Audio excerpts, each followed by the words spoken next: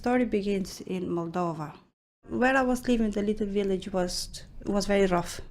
I had no one. I had just a mom that no one was afraid of. So she asked my brother-in-law if he knows someone I can get married with. He said, "Oh yeah, I have friends. I know a good friend that he lives in Ireland."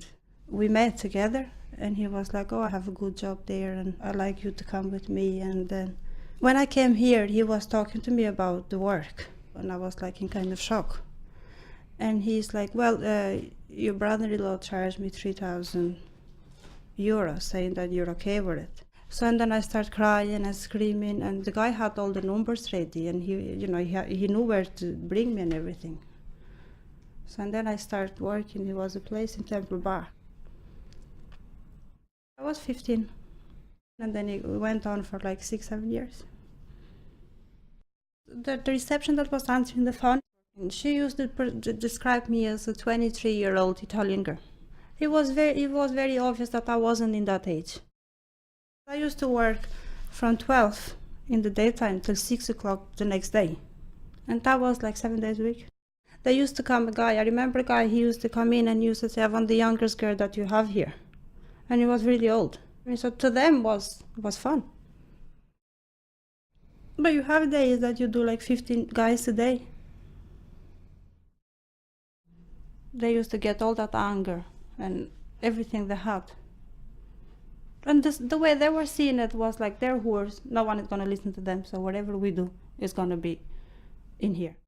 I had a guy once, he was on top of me, holding me by throat in bed. I had his fingerprints in my neck for weeks.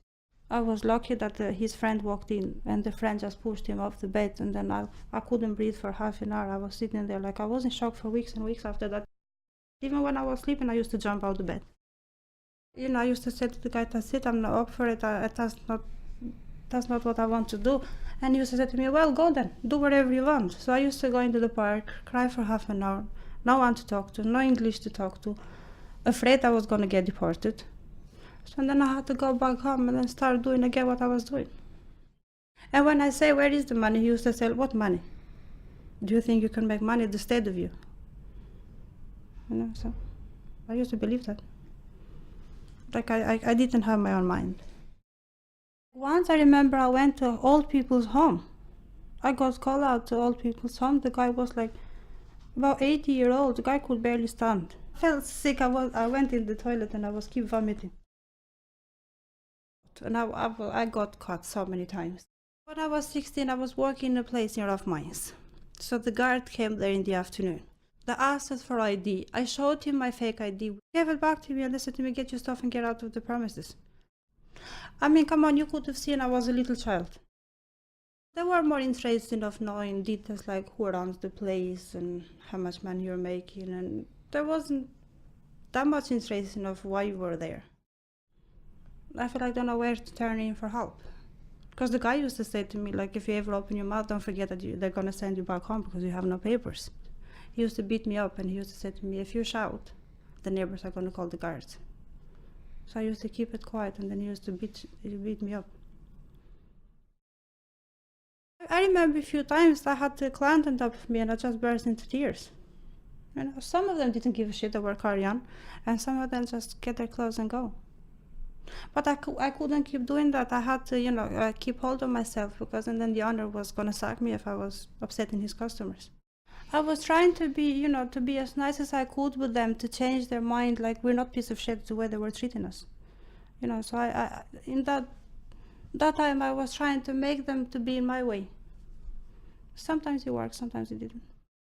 The more years I was doing that job, the more I was grown up.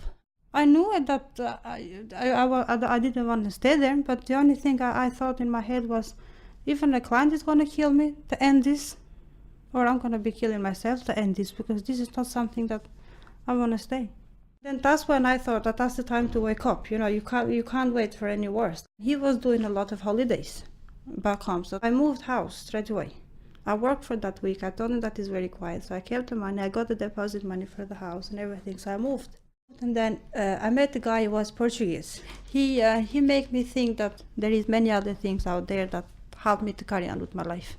He opened my eyes. And the pimp Well, the pimp wasn't a tough guy now. He was only tough to me. He was like, oh, I'm going to kill you when I come there and da. And I wasn't afraid anymore. And I said to him, you try to come here and then see what happens, I said to him.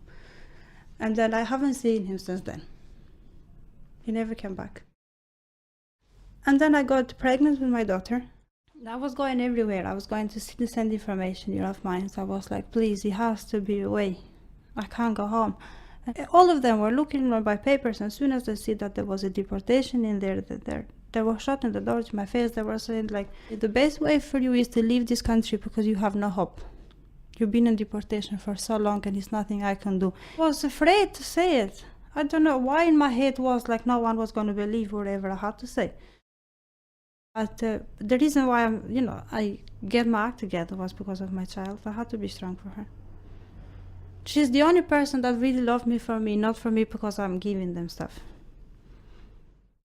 I actually feel like I'm somebody now. I have a place, I have, my child, she's in school, she's doing well. I was never thinking all this was gonna happen.